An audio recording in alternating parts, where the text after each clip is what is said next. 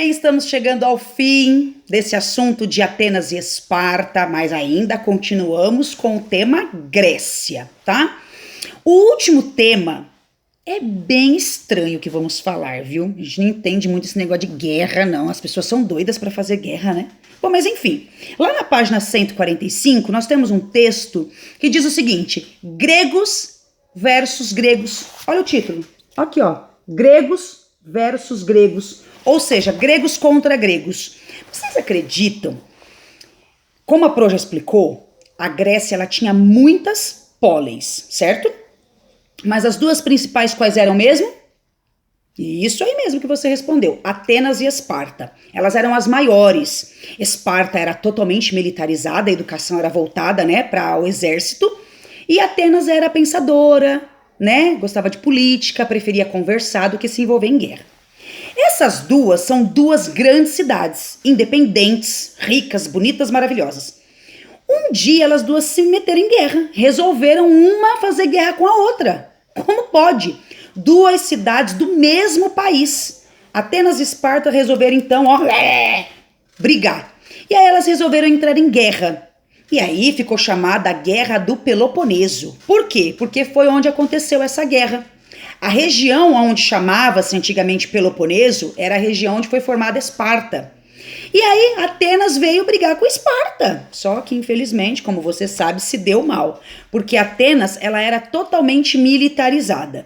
Quem vence essa guerra? Esparta, porque Esparta que cuida mais da parte física, né? Que treina os militares. Então na página 145 nós temos lá: com o passar do tempo, essas duas póleis adquiriram supremacia sobre as demais e acabaram se enfrentando numa guerra. Por que essa guerra? Para controle grego, para ver qual era a cidade mais forte, mais importante. Uma queria ser melhor que a outra, né? Chamada de Guerra do Peloponeso, ocorrida praticamente entre os anos de 431 a.C. e foi até 404. Então durou muitos anos. Quem vence? Dole uma, dole duas, dole três, a cidade militarizada. Esparta era muito forte, dificilmente perdia uma guerra, e Esparta vence essa guerra e domina Atenas. Que bobeira, em vez das duas se juntarem, né, e fazer o país crescer, não, vão brigar. Em contrapartida, enquanto elas estavam lá brigando para ver quem era a melhor zona, o país da Grécia ficou praticamente sem proteção. E isso tornando a cidade fraquinha, né, aberta, vulnerável para outros invasores virem tomar Grécia. Aí sabe o que aconteceu?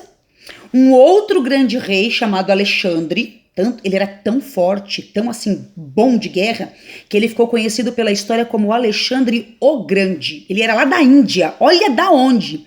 Pois ele saiu de lá com o exército dele e veio caminhando e conquistando, até que ele chegou na Grécia e conquistou a Grécia todinha. Ué, como assim? Pois é, conquistou a Grécia, por quê? Porque as duas grandes cidades da Grécia, ao invés de estarem se cuidando, estavam brigando. Então esse outro rei chamado Alexandre, ele aproveitou o momento em que elas estavam lá brigando para então, dominar a Grécia. E aí assim termina a história da Grécia Antiga, dominada por um outro rei chamado Alexandre de um outro país. E as duas cidades, Atenas e Esparta, ficaram como? Pois é, ficaram sendo escravizadas por esse Alexandre o Grande. De que adianta, tá vendo? Tanta política, de que adianta tanto militarismo se elas se descuidaram e foram, invadidos pelo inimigo.